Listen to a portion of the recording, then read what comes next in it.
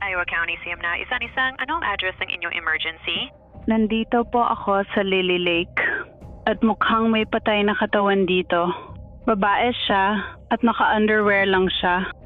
Isang 20 anyos na babae ang natagpuang sinakal hanggang mamatay at kailangang gawin ng mga investigador ang lahat para mahanap ang pumatay sa kanya. Ayon sa Apple Watch ni Melody, sinabi nito sa mga investigador na bandang alas 2 o alas 2:03 ng madaling araw. Biglang bumilis ang tibok ng puso niya at naging alerto dahil sa malakas na ingay. Yun na mas sinabi sa akin. Isang pagpatay, parang hindi ko alam kung ano yun. May baril siya. Pero paano gagawin mo dyan? Sabi niya, huwag kang mag-alala. Ito ay isang.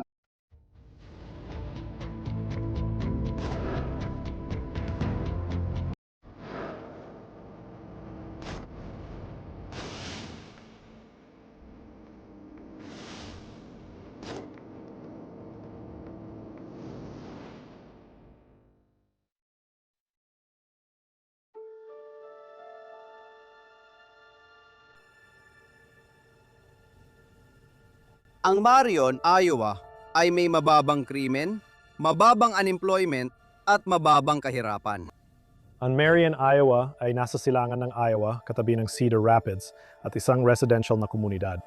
Magandang lugar ang lungsod para magpalaki ng pamilya dahil tahimik dito. Pero noong Pebrero 18, 2024 isang tawag sa Siam na isang-isang ang sumira sa katahimikan at kapayapaan na yon. Iowa County CMNA, singasensan po ang emergency. Nandito po ako sa Lily Lake sa Amana at mukhang may patay na katawan dito. Sige, nasa lilipan ka. Malapit mismo sa kung saan yung picnic area ng pavilion. Babae siya at underwear lang ang suot niya. Humingi ka ba siya? Mukhang hindi. Nakikita mo bang umaangat at bumababa ang dibdib niya? Nakadapa siya. Magpapadala ko ng tao dyan, okay? Noong Pebrero 18, bandang alas 10 ng umaga, nakatanggap ang tanggapan ng sheriff ng Iowa County ng tawag sa 911 mula sa Lily Lake na minsang tinatawag din sa ibang pangalan tungkol sa isang tila patay na babae na nakahandusay sa tabing lawa. Sabi mo nakadapa siya? Oo, nakadapa siya. May iba pa ba sa paligid niya? Wala, pero may mga marka sa likod niya, parang hiwa. Naisip ko rin kung baka nagkaroon ng sexual na pag-atake. Ang ganitong uri ng krimen ay talagang nakakagulat para sa mga mamamayan ng aming komunidad, Greater Lynn County, at pati na rin sa estado ng Iowa. Hindi talaga namin nakikita na nangyayari ang mga ganitong bagay dito. Pagdating ng mga investigador, nilagyan nila ng police line ang lugar at sinimulan ang pagsusuri. Natuklasan nilang may mga hiwa sa likod niya at mga saksak din at mukhang sinakal din siya. Yung mga hiwa sa likod niya ay halos parang hugis X. Isa pang sugat na natamo niya ay ang hiwa sa gitnang daliri niya at may pasa rin sa kaliwang bahagi ng mukha niya. Napansin ng investigador na may bakas ng tali sa pulso at leeg niya. Dahil walang ID ang biktima, kinailangang gumamit ng ibang paraan ang mga investigador para matukoy siya. May nakita silang class ring sa daliri niya na may pangalan niyang nakaukit. Nakumpirma noon na ang biktima nila ay ang 20 taong gulang na si Melody Hoffman. Sa kasong ito, ang dahilan ng pagkamatay ay sakal.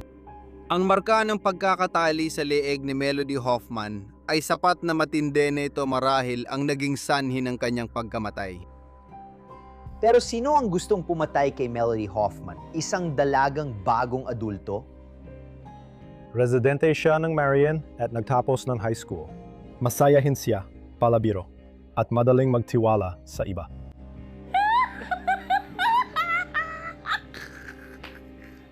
Nakatira siya kasama ang kanyang ina, si Megan Hoffman. Ano? Sayo mo ba yan sa tuwa kasi nandito na si daddy mo? May 2 anak kaming babae ng asawa kong si TJ. Si Melody, ipinanganak siya noong 9 ng Disyembre, 2003 at si Ellie ay ipinanganak na wala ng buhay noong 9 ng Mayo, 2017. Napakalapit ng relasyon ko kay Melody. Hindi kami nag-aatubiling mag-usap sa isa't isa. Sinasabi niya lahat sa akin kahit ayoko o gusto ko. Talagang napakalapit at espesyal ang aming relasyon. Nung bata pa si Melody, palatanong siya. Wala siyang takot. Si Melody ay may bahagyang kapansanan sa pag-iisip. Kaya niyang gawin ang kahit ano. Kailangan lang siguro niya ng kaunting dagdag na pagtuturo o paggabay. Pero kapag naintindihan na niya ang gusto mo ipagawa sa kanya, magagawa na niya ito. Gustong-gusto niya ang junior at senior year niya, makita ang mga kaibigan, at makipag-bonding at usap sa mga guro. Namuhay siya, masasabi kong, para makisalamuha sa matatanda. Lumiko ka agad, hindi. Gumiti ka. May pito at kalahati. Ilagay mo ang kamay mo sa bewang mo. Mahilig siya sa mga hayop, mga bata at mga sanggol at talagang magmamalasakit siya sa lahat. Ang pagpatay kay Melody ay napakamarahas. Malinaw na nagpapakita ng isang bagay ang mga sugat. Personal ito. Ang mga sugat mismo, may halong matinding damdamin doon. Talagang nakakatakot ang mga ito. At kung sino man ang gumawa nito, kilala niya si Melody at may sama ng loob sa kanya. Ang lugar ng krimen ay nagbibigay ng mahalagang pahiwating sa investigador. Ang Lily Pond ay isang maliit na park na may damuhan, pavilion, matatandang puno at malaking lawa kung saan natagpuan ang katawan ni Melody. Ang mismong lugar ng krimen, medyo tago ito. Matagal na akong nakatira dito pero hindi ko alam na may ganung lugar doon. Kaya malamang ay isang tao na pamilyar at kabisado ang lugar ang may gawa nito. Nang sinuri si Melody ng investigador, may nakita pa silang palatandaan. Si Melody Hoffman ay hindi na aktibong dumudugo mula sa mga sugat ng hiwa. Hindi rin siya aktibong dumudugo mula sa mga saksak.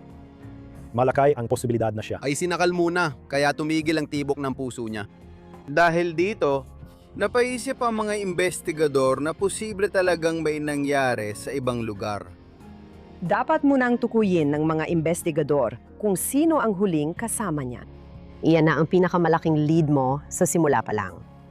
Tinawagan ako ng supervisor kong si Teniente Fort. Sinabi niya sa akin na si Megan Hoffman ay nasa pulisya at nag-uulat na nawawala si Melody. Nakipag-ugnayan ang investigador kay Megan para alamin ang huling beses na nakausap at nakita niya ang anak niyang si Melody.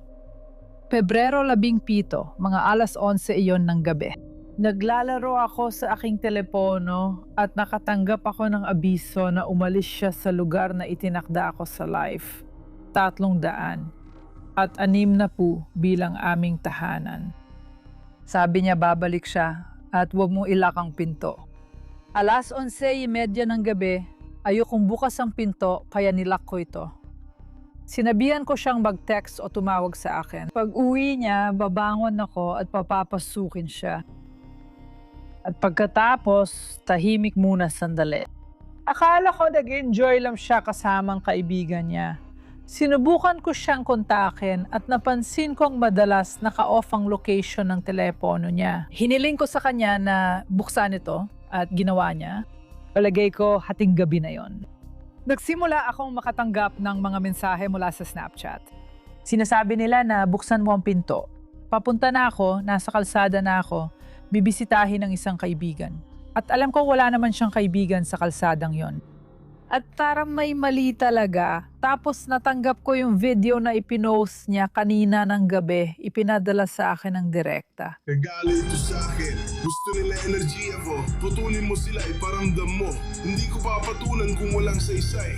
Sabi ko sa kanya. Oo, nakita ko na. Sige, umuwi ka na. Pagkatapos noon, nawala na naman ang location niya habang tinitingnan ko ito sa Life 360 app. Sinabihan ko siyang buksan ulit. Hindi na ito nabuksan muli. Nagpadala pa ako ng mga mensahe na parang, hello, sagutin mo ako, kausapin mo ako, anong ginagawa mo. Kaya humiga na lang ako, nasa kama pa rin ako noon. Nakadutot ako sandali. At pagkatapos, bandang 3:13 ng madaling araw, nakatanggap kami ng SOS na mensahe mula sa Apple Alert galing sa kanyang telepono na nagsasabing may na-detect na aksidente. Hiyam na, itang tumawag ang iyong telepono at sinabing baka na-aksidente ka. Papunta na ang mga responder sa GPS na lokasyon. Kung kaya, tawagan mo kami pabalik.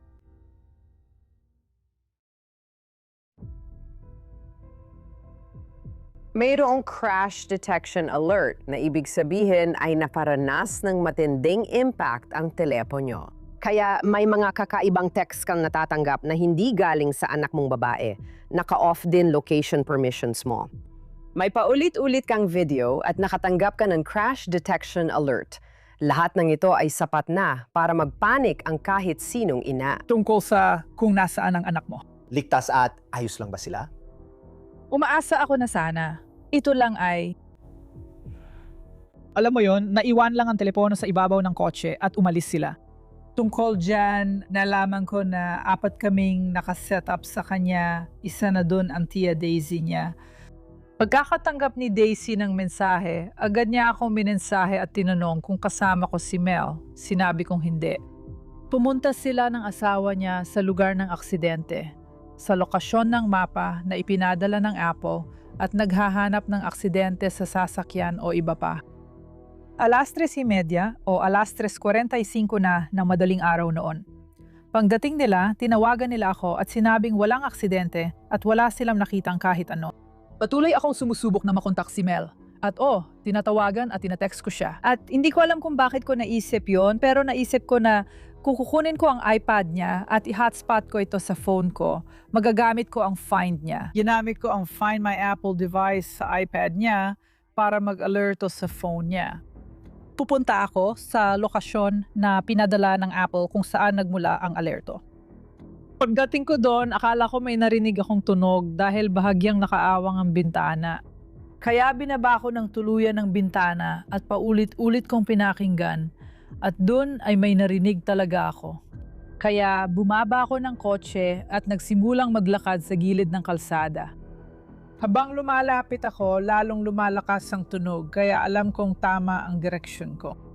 Paulit-ulit ko itong pinatugtog.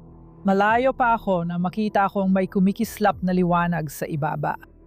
Habang lumalapit ako, nakita kong telepono niya pala yon, nakadapa sa puting guhit. Kaya kinuha ko ang telepono at ang una kong napansin ay, grabe, sira na ito. Basag na basag ang likod nito. Yung harap may bitak sa screen pero nagagamit pa. Napansin ko na walang phone case ang telepono. At yun yung isa sa mga bagay na mahigpit ako pagdating doon. Alam ni Melody na kung ako ang nagbabayad ng telepono niya, dapat may phone case yon. Lumingin muna ako pero di ko nakita yung phone case kaya bumalik ako sa kotse.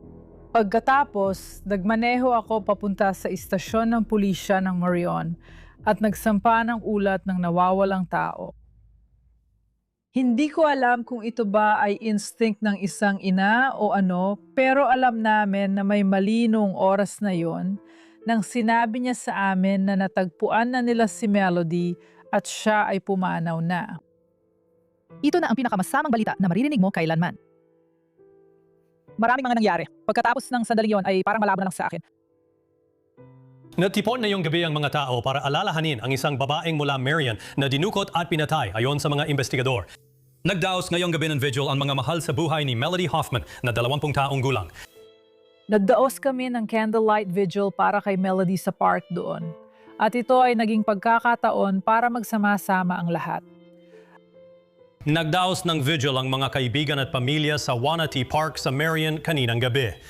Mahigit 60 katao ang nagtipon para alalahanin si Hoffman at magbahagi ng kwento at alaala tungkol sa kanya. Nakakatuwang makita ang lahat ng suportang dumating. Noong Enero ng 2024, mga isang buwan, bago matagpo ang pinatay si Melody, iniulat ni Megan ang nakakabahalang text message na ipinadala kay Melody. Ang text na natanggap ni Melody ay mula sa di kilalang numero. Nagbabanta ang text message na papatayin siya, hindi siya kayang bantayan palagi ng pulis. At pupunuin ng pula ang bahay nila. Ibig sabihin ay papatayin o sasaktan siya. Yung nagpadala nito ay tinawag siya ng kung ano-anong bastos na pangalan, ininsulto, at nagbanta na sasaktan siya pati pamilya niya. Nagsagawa ng investigasyon ng Marion Police Department, sinubukang alamin kung sino ang taong nagpadala ng text message. Pero pansamantalang, telepono niya lang ang ginamit sa pagpapadala ng mensahe. Hindi nila malaman kung sino ang nagpadala noon. Dapat alamin ng mga investigador kung sino ang nagpadala ng nakakatakot na mensahe dahil baka siya rin ang pumatay. Tinanong nila si Megan kung sino ang tingin niyang huling kasama ni Melody nung gabing pinatay siya. Sinabi ko sa kanila si McKinley. Alam kong si McKinley yon. Wala akong pagdududa sa isip ko. Kaya nagsimulang imbestigahan ng mga detektib si McKinley Luisma, 23, at ang relasyon niya kay Melody. Siya ang una niyang seryosong nobyo. Kakakilala lang talaga nila sa Facebook dating noong Nobyembre ng 2023 at mabilis na naging seryoso ang relasyon nila. Naging magkasintahan agad at umabot pa sa punto na si Ginong Luis ay minsan ay natutulog na sa apartment ni Melody kasama ang kanyang nanay. Naging sobrang lapit nila sa isa't isa at si Melody ay agad na naging sobrang attached kay Luis sa maikling panahon. Maganda naman ang naging relasyon ni na Melody at McKinley. Madalas siyang nandoon, kaya madalas din kaming nagkakausap. Palagi silang magkasama. Hindi ko sila nakita na nagtatalo o nag-aaway o nakarinig ng anumang pantatalo o away.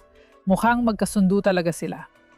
Habang tumatagal, nangako si McKinley na pupuntahan si Melody pero hindi siya nagpakita, kaya parang ginos niya ito. Yun ang naging dahilan ng hiwalayan ni na McKinley at Melody. Hindi niya ito matanggap. Naghiwalay sina Melody Hoffman at McKinley Luisma bandang katapusan ng Disyembre 2023. Nagpatuloy silang mag-usap habang inaayos nila ang kanilang relasyon, kabilang ng pagsasauli ng mga ari-ariya ni Ginong Luisma sa kanya. Nagkaroon ng matinding palitan ng mensahe sina Melody at McKinley Luisma bandang Enero 7, kung saan nagbanta si Melody na itatapon niya ang mga ari-ariya ni Ginong Luisma. Nakuha niyang mga ari-ariyan, ngunit sa parehong araw, nakatanggap si Binibining Hoffman ng nagbabanta at nananakot na text message mula sa hindi kilalang numero. Kailangang hanapin muna ng mga investigador si McKinley Luisma bago siya tanungin. Hindi namin alam tirahan niya noon, kaya hinanap namin siya at ang kanyang sasakyan. Ang sasakyan ni McKinley Lewis ay isang asul na 2007 Honda Accord. Natagpuan ng Cedar Rapids Police Department ang sasakyan ni McKinley sa isang trailer park sa Hiawatha matapos maglabas ng abiso. Tinawagan ng aming departamente, kinumpiska namin ang sasakyan at ipinahatak sa aming himpilan. Nag-apply kami ng search warrant sa sasakyan para makahanap ng ebidensya sa loob nito. Habang naghihintay ang mga investigador ng search warrant, tumawag si McKinley Luisma sa Marion Police Department para alamin kung nasa kanila ang kanyang sasakyan. Kusang pumunta siya sa Marion Police Department matapos ihatid. Pagkatapos, nagsimula ang mga panayam sa kanya. Kahapon, tinawag kami para tumulong sa isang kaso ng pagpatay at nabanggit ang iyong sasakyan, kaya nais ka naming makausap tungkol dito. Para bigyan ka ng idea, iniimbestigahan namin ang kaso may kinalaman kay Melody Hoffman. Mukhang naging magkasintahan kayo noon. Naalala mo ba kung kailan mo siya huling nakausap? Huling beses ko siyang nakausap sa telepono. Sinabi niyang pumunta ako sa kanila pero lagi kong sinasabi na hindi ako pupunta hanggat wala ang nanay mo dahil iyon ang bilin ng nanay ko. Ibig sabihin hindi mo siya nakita kahit kailan noong Biyernes o Sabado? May girlfriend ako kaya alam kong ayaw niyong makita ako ang ex ko. Kaya sabi ko, sige, papunta na ako. Sabi niya, paparating ka na. Parang pinaasa ko siya na pupunta ako pero totoo, nagdadahilan lang ako. Si Melody, madalas hindi napapansin ang mga bagay na klaro na sa iba. Kaya napapansin ni Megan na si Ginong Luisman ay hindi tumutupad sa usapan. Iniiwan si Melody na nag-aantay at madalas biglang nawawala. At sa wakas, sinabi ni Megan kay Melody, kailangan mong kausapin siya. Bakit nagdesisyon maghiwalay? Kasi nabuntis ang dati kong girlfriend at mas gusto ko mag-focus sa bata at maging isang ama at hindi niya nagustuhan yun. Nalaman ng mga detective ang pangalan ng isa pang girlfriend ni McKinley. Si Nikia Sloboda ay naging on and off na girlfriend ni Ginong Luisma ng halos 4 na taon bago nangyari ang pagpatay kay Melody Hoffman. Si Ginong Luisma at si Binibining Loboda ay nasa isang matagal na relasyon. Ngunit sila ay naghiwalay at nagkahiwalay noong Hulyo ng 2023 at hindi na magkasama nang makilala ni Ginong Luisma si Melody Hoffman at nagsimulang makipag-date. Noon lang Disyembre ng 2023, Muling nagbalikan sina Ginong Luisma at Binibining Loboda. At iyon ay kahit papaano ay dahil sa katotohanang buntis si Binibining Loboda. Ibinabalik ng mga detektib ang usapan sa kotse ni McKinley Luisma. Sinishare mo ba ito o para sa'yo lang talaga? Ibig ko sabihin, akin lang talaga, pero paminsan-minsan, pinapagalit ko rin sa iba. Kailan mo huling pinautang ang kotse mo sa iba? Noong linggo yan. Linggo ng gabi. Sino kaya yan? Hindi mo talaga siya ganong kilala. Sinabi niya sa mga investigador na kasama niya ang kanyang sasakyan buong gabi, maliban sa mga 45 minuto kung saan ipinahiram niya ang sasakyan sa iba. Naalala mo ba anong oras niya ito ginawa? Sinundo ko si Trevor noon. 11:00. At pagkatapos, dinala mo siya pabalik. At pagbalik mo, nagsimula na kayo maglaro ni Trevor. Oo. Si Trevor Weiss ay nagtatrabaho sa isang lokal na bar sa kalapit na bayan at si McKinley ang pumunta para sunduin siya at ihatid pa uwi. Si Trevor ay nakatira rin sa trailer park ni Nakia at McKinley. Sinabi niya na halos buong gabi siyang nasa bahay, naglalaro ng video games kasama ang kaibigan at ipinahiram ang kotse niya sa isang tao ng 30 hanggang 45 minuto. Bukod doon, nasa bahay lang siya at di nakipag-ugnayan kay Melody nung gabing iyon. Siguro dapat kitang i-update kung nasaan na tayo. Mahigit 24 na oras nang lumipas nang matagpuan si Melody. At sa kasamaang palad, natagpuan siyang wala ng buhay. Ooh. Kaya sinusubukan pa rin naming alamin kung ano ang nangyari, bakit ito nangyari, kung ito ba ay isang aksidente o kung ito ay may makatuwirang paliwanag.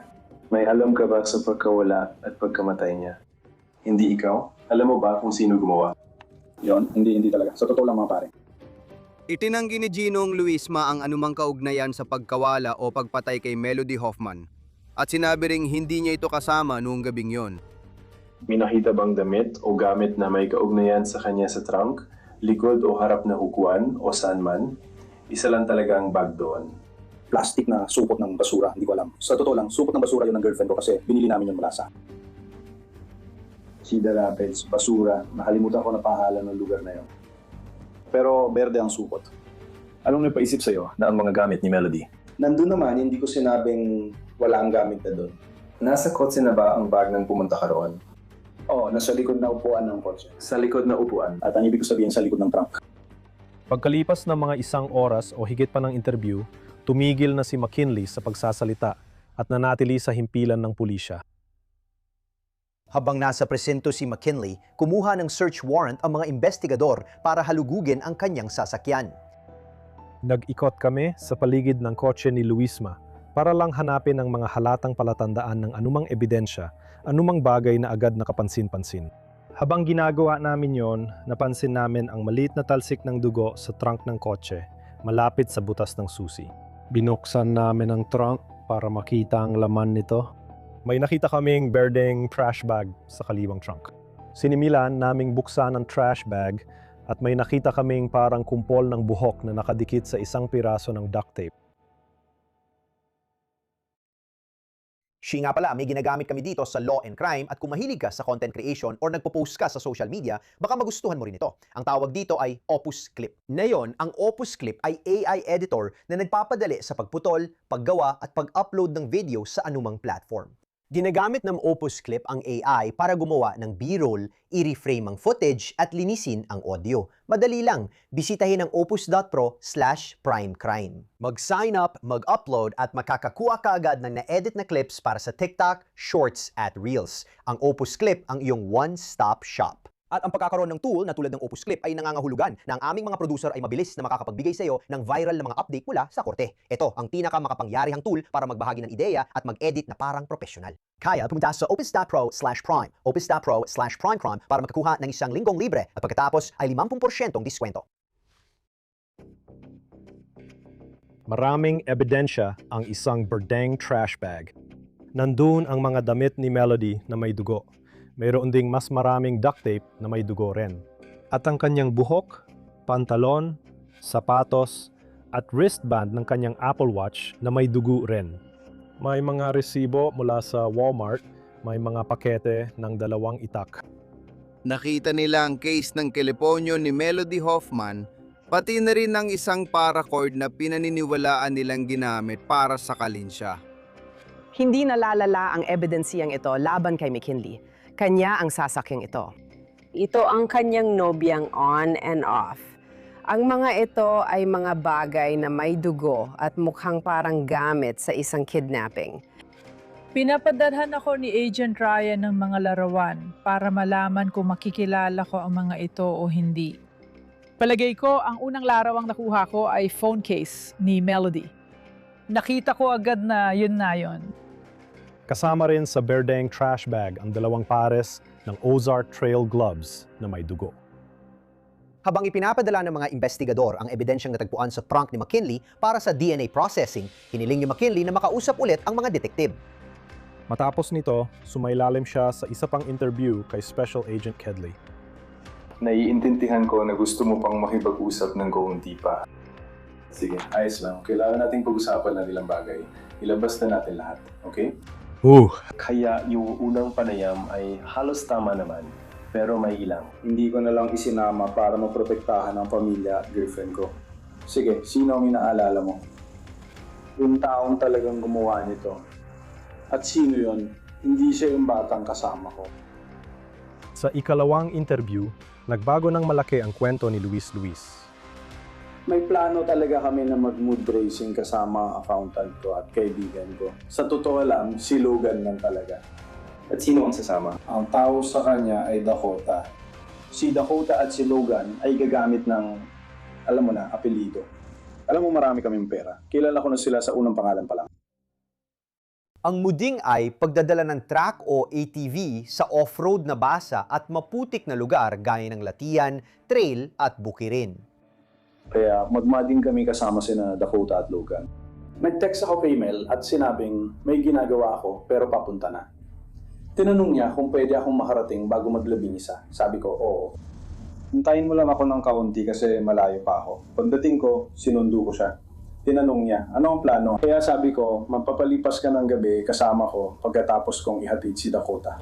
Kasama mo ba si Dakota nang sinundo mo siya? Oo, kasama ko siya. So kayong dalawa lang ang sumundo sa kanya ng alas 11? Oo. Inamin niya kalaunan na makikipagkita siya kay Melody at sinundo nga niya ito kasama ang isa pang tao, si Dakota Van Patten. Nasa likod lang siya, nakikinig ng musika at nag-enjoy kami sa kwentuhan, masaya. Pero parang may kakaibang tupak si Dakota. Tinanong ko siya kung anong bibili niya sa Amazon at sagot niya, mga damit para sa akin. Kung gusto ko, pwede rin daw siyang umorder ng bagong PlayStation 5. Tapos sabi niya, grabe, ang dami mo sigurong pera para gastusan mo siya ng ganyan. Sabi niya, oo, kasi mahal niya ako. Kaya pumayag siyang mag-ikot-ikot muna. Tapos nag-iba ang takbo ng usapan nung nagsimula siyang makipagtalo sa kanya. Sabi niya, masyado kang mareklamo kasi nagre-reklamo siya tungkol sa kanta. At sabi ko, pare, kalma ka lang.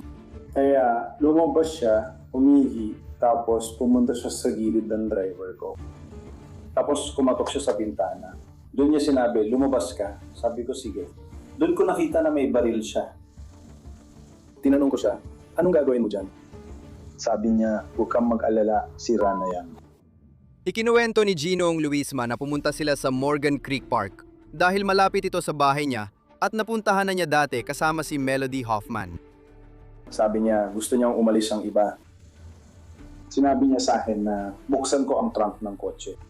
Binuksan ko ang trunk ng kotse, tapos sinabi niyang kunin ang duct tape at itali ang mga kamay niya. Tumanggi ako, sabi ko hindi ko gagawin yon. At pagkatapos, kinuha niya ang baril at itinutok yon sa gilid ng ulo ko. At sabi niya, gawin mo na lang. Pinapalan ko ng duct tape ang kamay niya, tapos tinanong niya ako kung anong nangyayari. Sabi ko, hindi ko alam. Sabi niya may pera siya. Sabi ko wala siya nun. Sabi niya meron at handa niyang gastusin lahat para sa'yo. Ikuwento ni McKinley na umupo siya sa likod ng kotse, kasama si Melody at umano'y tinutukan siya ng baril ni Dakota. Sa isang punto, sinabi ni McKinley na inilabas niya ang kanyang maliit na kutsilyo at narinig ni Dakota ang tunog ng pag-click. Doon niya sinubukang palayain si Melody kaya nasugatan ang daliri nito. Ikinuwento ni Ginoong Luisma na sa Morgan Creek Park, nagsimulang magalit si Ginoong Van Patten kay Melody Hoffman. at doon niya sinimulang saktan si Melody. Lumapit siya sa likod at biglang sinaktan at sinuntok si Melody. Ginagawa niya ang mga pag-amin na ito sa kaso na tanging isang taong naroon lang ang makakaalam. Sabi niya, Bobby, bakit mo ito ginagawa? Umiiyak ako at sagot ko, hindi ko ito ginagawa. Pinipilitan niya ako. Wala akong magawa. Sabi niya, kung mahal mo ako, sabihin mong tumigil na siya. Sabi ko, sinusubukan ko na. Sabi niya, huwag mo akong saktan, huwag kang mag-alala. Sabi ko, wala akong ginagawa sa'yo. Pinipigilan ko siya pero ayaw makinig. Hindi ko alam problema niya ngayon. Ayon kay Ginong Luisma, inutusan siya ni Ginong Van Patten na magmaneho kasama si Melody Hoffman at nagtungo sila sa Lily Lake. Pagdating sa lawa, pinapatay ko ang makina at ilaw ng kotse, tapos kinuha niya ang susi at inilagay sa bulsa niya. At pagkatapos binuksan niya ang pinto sa gilid niya at hinila sa palabas. At muli, nadapa siya. Pagkatapos nagsimula siya maglakad papunta sa picnic area. Pagdating niya doon, kinuha niya ang lubil at sinabi, isuot mo ang guwantes mo. Tapos tinutukan niya siya ng baril. Sinabi niya, pakiusap, huwag mo akong barilin. Sabi ko rin, bro, huwag mo siyang barilin. Iwan na lang natin siya at umalis na lang tayo. Tumawag siya. Pagdating mo sa lawa, malapit sa Amethyst na napunit ang damit. Pinunit niya ang kamiseta niya, tapos sinabi niya, punitin ko rin ang kamiseta niya at ibaba ang pantalon niya. At ginawa mo yan? Oo. Sige. Yung baril, mukhang inihanda niya at nilagay sa harap ng chamber. Mukha ring seryoso siya, hindi nagbibiro. Kaya pinunit ko ang damit niya. May suot siyang kwintas sa leeg niya. Alam ko kung anong kwintas yun. Nang ginawa niya yon, sumigaw siya, sa kapatid ko yan! At itinulak siya hanggang matumba. At doon na ako tumakbo pabalik sa kotse. Napakahalaga ng kwintas na ito kay Melody. Nasa loob nito ang abo ng kanyang kapatid na si Ellie na ipinanganak na patay. Nang itulak niya siya, natumba siya. Tumayo siya at nagsimulang umika-ika habang sinusubok ang tumakbo palayo. At pagkatapos ay nahabol din siya nito. Mula sa pwesto ko, naririnig ko lang ang mga pangyayari pero hindi ko nakikita. Naririnig ko lang na parang may sinasakal. Hindi ko makita. Naririnig ko lang na parang sinasakal siya matapos habulin. Wala akong magawa at hindi rin ako makalabas. Nakatayo lang ako sa tabi ng kotse, umaasang tumigil na ang lahat. Dahil sa malalim niyang kaalaman sa mga sugat tulad ng pagkakasakal, hindi naman sinabi sa kanya na nasakal si Melody. Ipinapahiwatig nito sa mga investigador na naroon siya noong pinatay si Melody. Pagkatapos, hinarap siya ng mga investigador kung merong alinman sa mga gamit ni Melody, kabilang ang kanyang mga damit na may DNA niya. Nang gumalik siya, iniabot niya sa akin ang kutsilyo at may dugo ito. Parang sinabi niya, hawakan mo ito, hawakan mo yan, hawakan mo ito. Hawakan mo yan. Saan siya, tol? Sabi niya, tingnan mo doon. Sabi ko, ayoko, tol. Huwag mong sabihin ikaw may gawa nito. Sabi niya, oo. Sabi niya, kung di mo ginawa, ako ang gagawa. Kaya nung binigay niya lahat sa akin, halos lahat na hawakan ko at sinabi niya ilagay ko sa bag. Doon inamin ni Ginong Luisma na ayon sa kanya, nahawakan niya ang lahat ng bagay na naging mahalagang bahagi ng panayam. Bago pa ang DNA test, sinabi na ni Ginong Luisma sa investigador na nahawakan niya halos lahat ng ebidensya sa pagpatay kay Binibining Hoffman.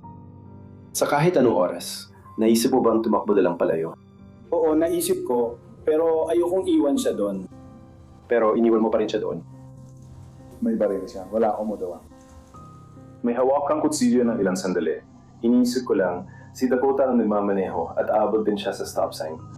At nakatingin siya sa direksyon yun at nasa likod kanya na may hawak na kutsilyo. Wala namang stop sign sa pupuntahan natin. Alam ko ang rutang yun. May mga stop sign sa pagitan ng avenue. Sa kwento mo, may mga 50 pagkakataon na pwede mong napigilan ito. Hindi lohikal ang dahilan niya kung bakit hindi niya pinipigilan si Dakota sa anumang ginagawa niya. Mula sa gusto mong dumaan sa bahay ng nanay ni Melody para kumuha ng pera, hanggang sa, ewan ko na lang. Kailangan ko siyang bubugin, talian ng duct tape, tutukan ng baril ang isa pang lalaki, at pilitin siyang tuluan akong dalhin siya sa isang lawa. Na 3 pumiya ang layo para sakalin siya. At pagkatapos, sisiguraduhin kong si McKinley ang hahawak ng lahat ng madugong ebidensya na maiwan doon. Yun ang sinasabi mo sa akin, di ba? Malakas na tumutol si espesyal na ahente Kelly dito. Ang punto niya kay Ginoong Luisma ay hindi siya mapipilit ni Ginoong Van Patten na gawin ang lahat ng ito sa ganoon kahabang panahon, ng ilang oras at maraming beses na pwedeng tigilan ni Ginoong Luisma pero hindi niya ginawa. Hindi ko alam na may laman ng trunk ko. Sabi niya, itatapon niya lahat yon pag guminto kami sa gilid. Sinabi mo sa akin mga 3 oras na nakalipas na nasa truck ka na dumating ka sa bahay. Oo, nasa truck ako. Hindi pala ako nasa truck. Sinabi mo sa akin na ikaw ba? Oo, pero hindi talaga ako nasa truck. Hindi siya naniniwala sa kanya. Isa lang siyang inosente roon sa puntong ito. Habang kinukwento mo ang pangalawang bersyon, iniisip ko kung paano ito tugma sa ibang impormasyon. Kung ito tumutugma. Hindi ito ang una kong kaso at hindi ako nagsasalita habang nag-uusap tayo rito. May 12 pang ibang tao riyan na pinadurugtong-dugtong ang kaso. Mga 36 na oras pa lang ang kaso nito. Sige. At lahat ng nahanap namin sa trunk na yon ay sa ilalim sa masusing pagsusuri ng DNA. At kung sangkot si Dakota dito, malalaman natin. At kung hindi naman siya sangkot, malalaman din natin. Naalala mo ba yung baril na sabi ni McKinley na ginamit ni Dakota panakot sa kanya? Nahanap ng investigador ang baril. Kahit na sinasabi ni McKinley na may baril si Dakota, napag-alaman ng mga investigador na bibigan lang talaga ang hawak ni Dakota na nakuha sa bahay ni Luisma kasama si Nakia sa Hummingbird Lane. Nag-selfie si Dakota gamit yon sa kotse ni McKinley sa harap na pasaherong upuan. Kaya alam agad ni McKinley na hindi totoong baril yon.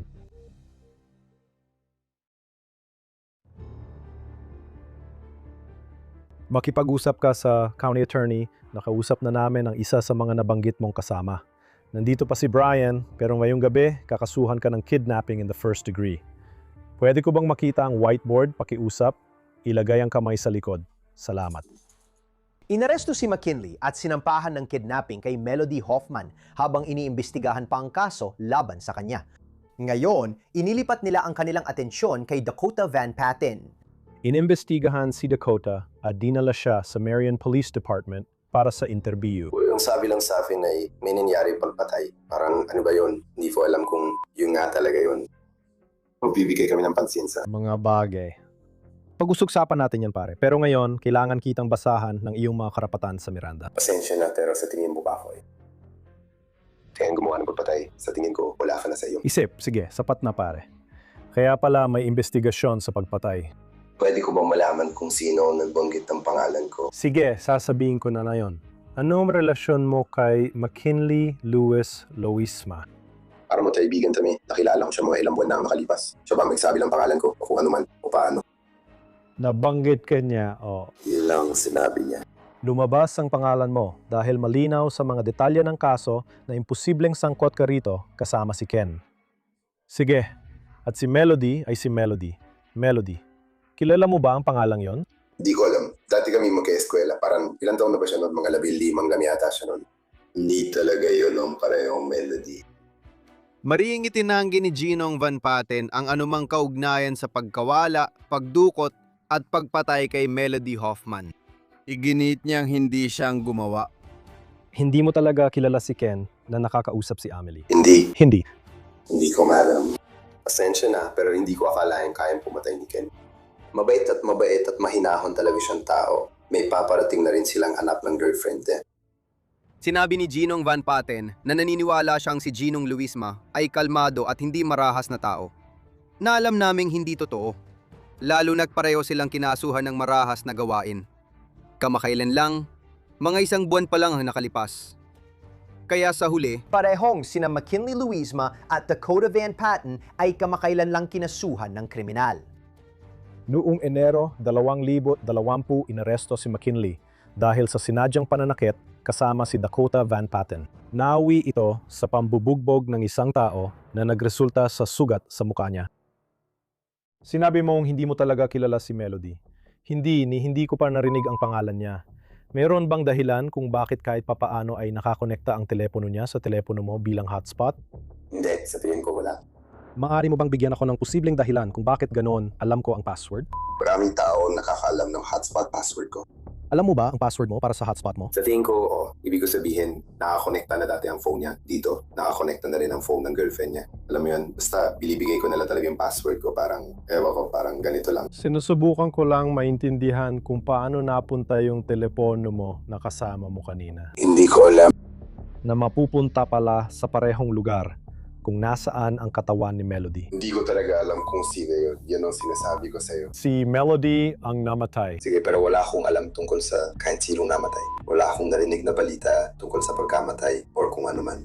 Kapag nababanggit namin ang pangalan niya, nagagalit siya at iniiwasan kami hanggat kaya niya. Sabihin mo ang totoo tungkol sa nangyari. Seryoso ito at alam mong hindi totoo yan. Hindi totoo yan. Inaakusahan mo ba kung sino man eh? Hindi kita inaakusahan ng pagsisinungaling pero kailangan mong sabihin yun ng diretsyan. Alas, hindi ko na maalala kapag na-stress ako. Nasabihin mo ba nagsisinungaling ako? Hindi ako nagsisinungaling sa'yo. Sinasabi ko lang, alam ko kung anong mga katotohanan ang meron tayo at alam kong may mas malalim pa dyan. Narinig ko na ang mga katotohanan at hindi mo pa nga sinabi sa akin lahat ng mga katotohanan. Hindi na kita bibigyan pa ng ibang detalye tungkol sa kaso, pare. At saka hindi ko talaga alam kung ano ang punto mo rito. Kung akala mo committed ako sa detalye, ikaw ang kayang gumawa ng krimen. Hindi. Sinabi niyang sinundo siya ni McKinley pero pumunta siya sa bahay ng nobya niyang si Taya Mayer at doon natulog. Wala siyang kaugnayan sa pagpatay kay Melody noong gabing iyon. Wala kaming sapat na ebidensya para patunayan ang pagkakasangkot ni Dakota, kaya pinalaya siya noong gabing iyon. Nagpatuloy ang investigasyon, kabilang ang pagkuha ng datos mula sa telepono ni McKinley. At may natuklasan silang nakakabahala. Ang cellphone ni Ginong Luisma ay naglaman ng napakaraming ebidensya sa kasong ito. At ang pangunahing ebidensya rito ay ang litrato na tila siya mismo ang kumuha kay Melody Hoffman na nakagapos, duguan at umiiyak. Ang larawan ay aktual na nasa isang naburang lokasyon at halos parang isang kalakip na file. Kapag binuksan mo ang isang iPhone at gusto mong magpadala ng larawan sa isang tao, nagbibigay ito ng mga suhestiyon kung kanino mo maaring ipadala ang larawan. Pwedeng sa text message, Snapchat, Facebook o kung ano paman. Ang larawang iyon ay nai-inbox sa isang pansamantalang file at pagkatapos ay inilalagay doon sa loob ng isang tiyak na panahon. Dahil hindi niya ito ipinadala, nanatili lang ito doon at doon niya ito nahanap. Alam kong hindi si Melody ang nagpapadala ng mensahe sa akin, pero hindi ko agad naintindihan yon. Pero may ibang pakiramdam ako sa anumang mensahe mula sa Snapchat. Medyo iba ang pagkakabuo ng mga salita kumpara sa tunay na pananalita ni Melody. Sinasabi sa mga text, nasa kalsada na ako, pauwi na ako. Nang suriin ang cellphone ni Luis, gamit ang forensic analysis at ang paraan niya sa pagte-text, pareho lang ang estilo. Hindi ginagamit ni Melody ang AM, pero ginagamit ito ni McKinley. Dahil dito, naniniwala ang mga investigador na wala na kay Melody ang cellphone niya at malamang si McKinley na ang gumagamit ito at siya ang kausap ni Megan, nagsasabing, nandito lang ako sa kanto. Ang live 360 at phone data mula sa cellphone ni Melody na ibinigay ni Megan sa mga investigador ay naging napakahalaga sa investigasyong ito. Napakahalaga na maayos ang timeline. Karaniwan, ang mga kumpanya o negosyo ay nagtatago lang ng kanilang mga video sa loob ng ilang araw hanggang isang buwan. Gusto naming ayusin ang timeline para makapunta kami sa mga lugar at makuha ang mga importanteng video para sa kaso. Sinimula ng mga investigador na buuin ang mga pangyayari noong Pebrero 17-18, 2020 para makagawa ng timeline kung nasaan si Melody Hoffman at kung sino ang kasama niya hanggang sa kanyang pagkamatay. Sa tulong ng live, 360 datos ng telepono at traffic camera footage, nabuo ng investigador ang eksaktong lokasyon ni Melody noong gabing pinapay siya.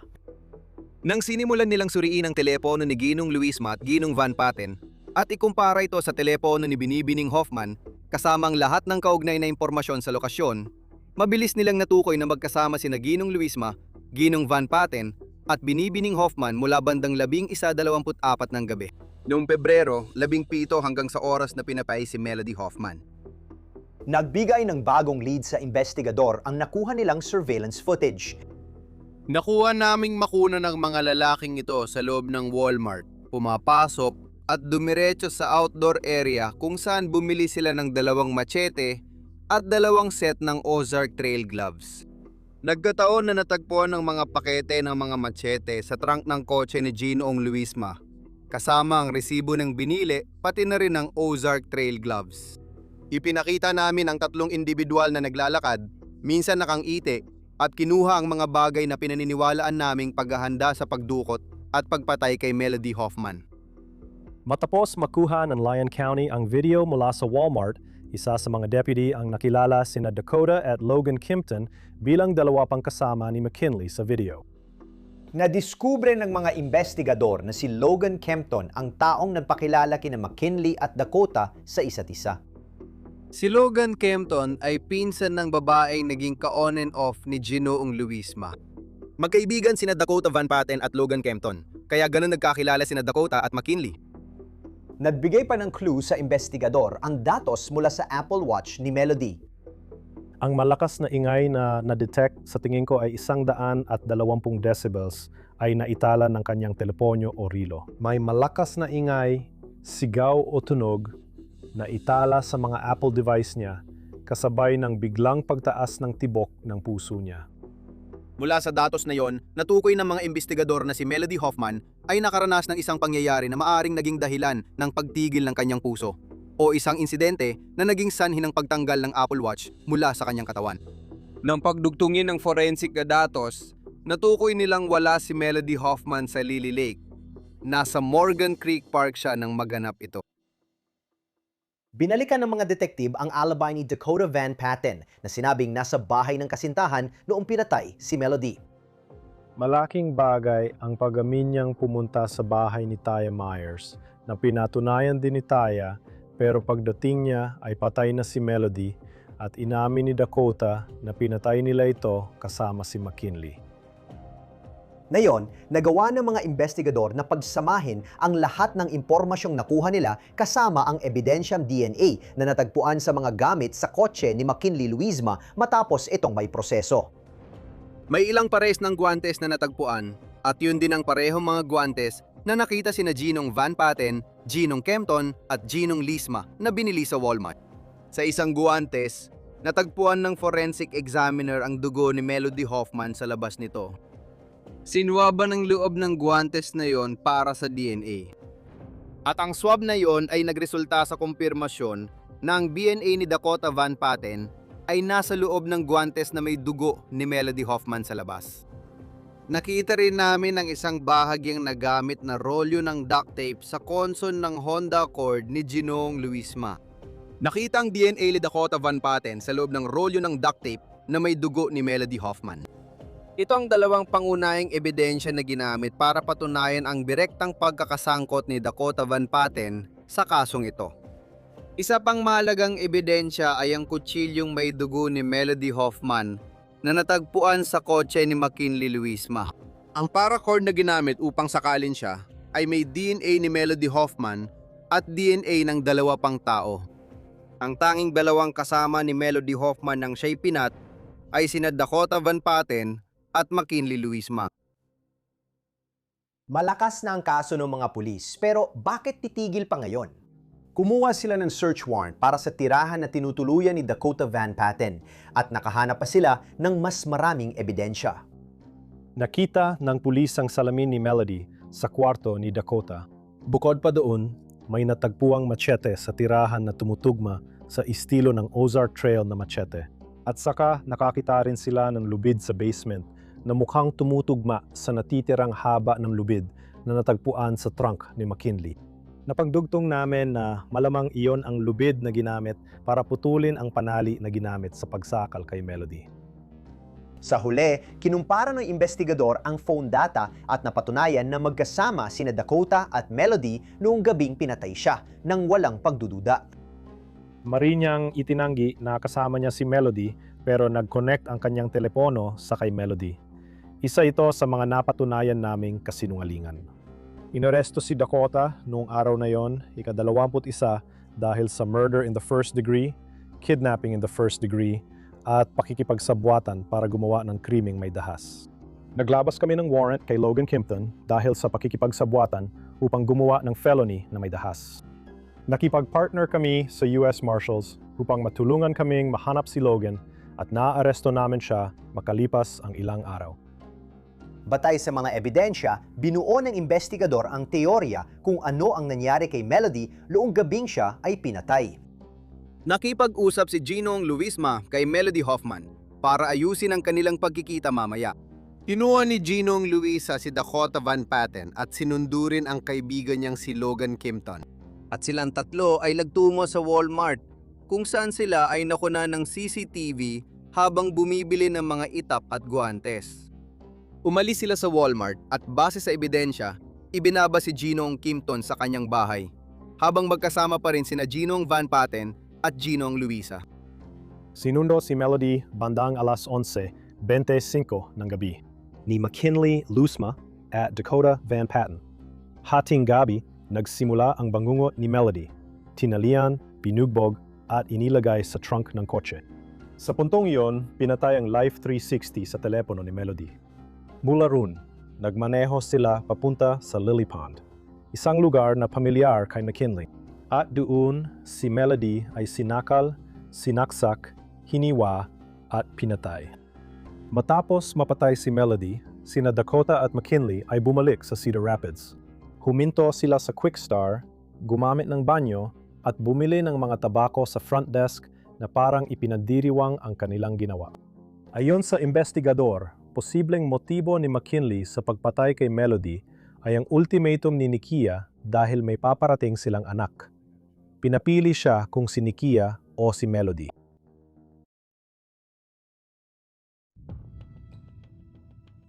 Matapos maaresto, kumuha sina McKinley at Dakota ng sariling abogado at nagpatuloy sa hiwalay na paglilitis. Unang sumalang si McKinley Luisma na nililitis para sa kidnapping, sabuatan sa pagpatay at first-degree murder kay Melody Hoffman. Walang puso, hindi makatao, at hindi may paliwanag ng rason. Ipinapakita ng ebidensya sa kasong ito na ang mga ginawa ng akusado, kasama ang kanyang kasabwat na si Dakota Van Patten, noong Pebrero 17 hanggang Pebrero 18, 2024 ay walang puso. Ipinapakita ng ebidensya sa kasong ito na dinukot, pinatay at binaboy nila si Melody Hoffman. Sa parang masasabi nating lubos na hindi makatao. Pero ang abogado ng depensa ni McKinley ay ibinibigay ang lahat ng sisi sa pagpatay kay Melody kay Dakota Van Patten. Madalas sinasabi ng Estado, mga ginang at ginoo na walang plano, wala ring hinanakit. Hindi sila kumikilos ng magkakasama. Walang psychiatric assessment ang nasasakdal dahil habang nandun siya, hindi niya sinakal ang babae. Hindi niya siya inabuso. Hindi niya siya pinatay. Ngunit sinagot ng prosekusyon na may motibo si McKinley para patayin si Melody. Ipinapakita ng ebidensya na maraming dahilan ang posibleng sani nito. Galit mula sa kanilang paghihiwalay, inalis niya si Melody para makasama niya si Nikia at magpatuloy sila sa kanilang mga buhay. Pero ipapakita rin ng ebidensya ang isa pang posibleng motibo, na si Melody Hoffman ay maaring buntis nung siya ay namatay o kamakailan lamang ay nagdalang tao. Matapos ang 7 araw ng testimonya at ebidensya, magsisimula na ang pangwakas na argumento sa paglilitis. Pinatunayang ebidensya na ang akusado ang namuno sa sabuatan na ito. Siya ang nagudyok ng kalupitang ginawa kay Melody Hoffman. Siya ang pangunahing nag-utos sa pagdukot at siya lang ang may tunay na motibo at matinding pagnanasa laban kay Melody Hoffman. Maaring kinailangan niya si Dakota Van Patten para tulungan siya. At si Dakota Van Patten, mga ginang at gino, ay may kasalanan din sa papel na ginampanan niya rito. Pero wala sa mga ito ang mangyayari kung wala ang akusado. Wala talaga. Ipinakita ng ebidensya sa kasong ito na ang akusado at si Dakota Van Patten ay nagtulungan. Mula pagpasok nila sa Walmart para bumili ng itak at guantes, hanggang pagpunta sa Quick Star para bumili ng Salvatore cigars. Talakayin natin si Dakota Van Patten. Hindi siya nahiya sa ginawa niya. Ipinagyabang pa niya ito. Inamin niya ang kanyang krimen sa ibang tao ilang oras lang matapos niya itong gawin. Nakita ang DNA ni Dakota Van Patten sa pangalawang guwantes, salamin ni Melody Hoffman, at nagamit na duct tape. Kayo ang magkapasya sa kaso. Ano ang matibay ninyong paniniwala? At kapag nagawa ninyo yon, magbabalik kayo ng 3 hatol ng walang sala. Salamat! Bumalik ang hurado para mag-usap-usap. At pagkatapos lamang ng 2 oras, bumalik sila dala ang kanilang hatol. Sa kasong Estado ng Iowa versus McKinley-Luisma. Sa unang bilang, kami, ang hurado, ay napatunay na kasala ang akusado ng murder in the first degree. Sa ikalawang bilang, napatunayan naming hurado na nagkasala ang akusado ng kidnapping in the first degree. Sa ikatlong bilang, napatunayan ng hurado na nagkasala ang akusado ng conspiracy to commit a forcible felony. Nilagdaan ng 4 na tagapangulo. Matapos mapatunayang nagkasala, si McKinley-Luisma ay haharap sa hatol sa pagpatay kay Melody Hoffman. At dito na nagkaroon ng pagkakataon si Megan, ang ina ni Melody, na direktang kausapin si McKinley. Nagkamali ka ng kinanti na ina. Bali ang pamilyang ginulo mo.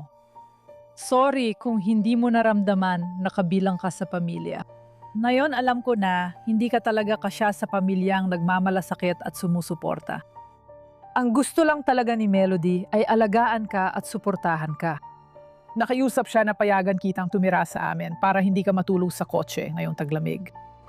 Bawat pagkain na kinakain mo, bawat pagkakataon na humihiga ka sa kama na inihanda para sa'yo, si Melody pa rin ang nagtataguyod sa'yo. Siya rin ang dahilan kung bakit sa likod ng mga rehas ka mamumuhay habang buhay. Bago ibaba ng hukom ang kanyang hatol, mayroon din siyang ilang salita para kay McKinley.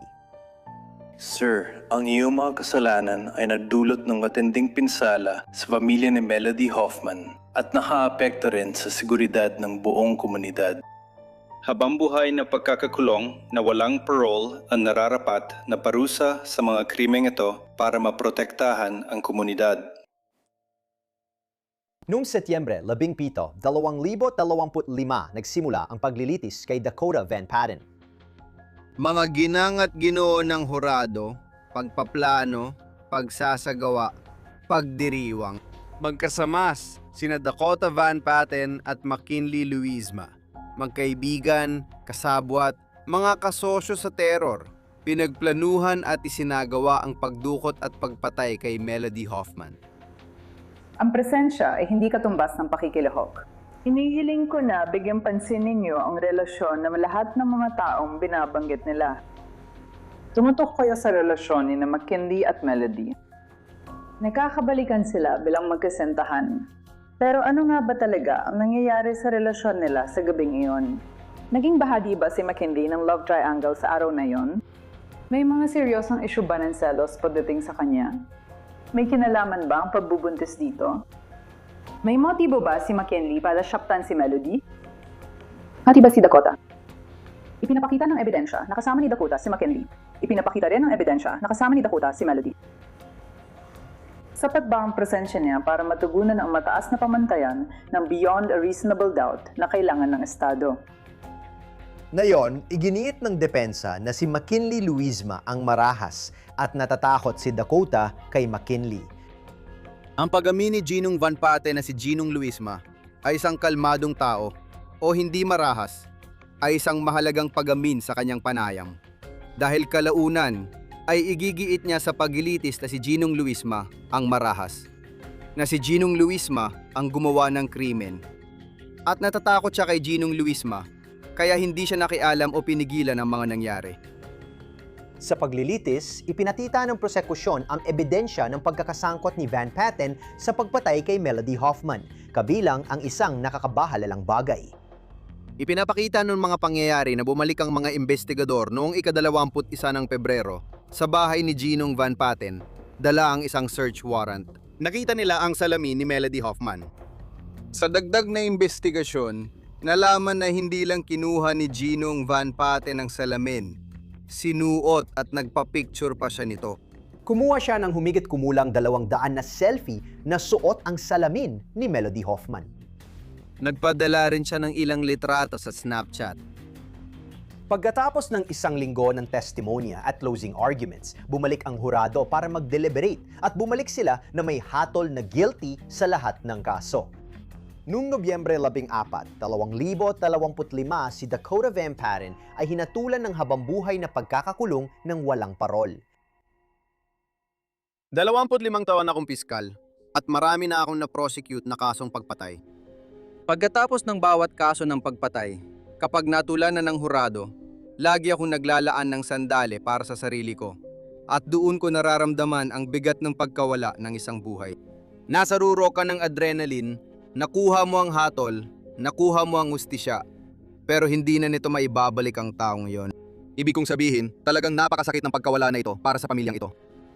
Kaya sa tingin ko, mananatili sa akin sa buong karera ko ang pinagdaanan ng pamilyang ito. Naggamit siya ng hustisya, pero dapat buhay pa si Nody Hoffman. Maraming alaala tungkol kay Mel. 20 taon namin siyang kasama. Palagi niyang gustong mapasaya ang lahat. Naalala ko isang beses, naglalakad kami sa mall. Noong Pasko, may 2 babae at sinabi ni Melody sa isa, "Gusto kong sweater mo." At tuwang-tuwa siya, kitang-kita mo yun sa mukha niya. Sobrang saya ng babae na may isang dalagitang nagkomento tungkol sa kanyang sweater at positibo pa ang sinabi. Nang medyo malayo na kami, tinanong ko si Melody, "Gusto mo talaga yung sweater niya?" Sabi ni Melody, "Gusto ko lang siyang makita ng ngumiti." Ganiyan ang mga interaksyon sa tuwing may pinupuntahan kami. Sa huli, naniwala pa rin siya sa kabutihan ng tao at gusto lang magsaya. Sa huling video, sumasayaw siya sa likod ng sasakyan. Sa tingin ko, ang makita yon batay sa natutunan ko tungkol sa kanya ay pagpupugay sa pagkatao at pamumuhay niya. Nakangiti, sumasayaw, tumatawa hanggang dulo. Nakakalungkot ang nangyari kay Melody Hoffman at ang sakit para sa kanyang pamilya. Kailangan natin ng mas maraming taong tulad niya. Ngunit siya ay wala na.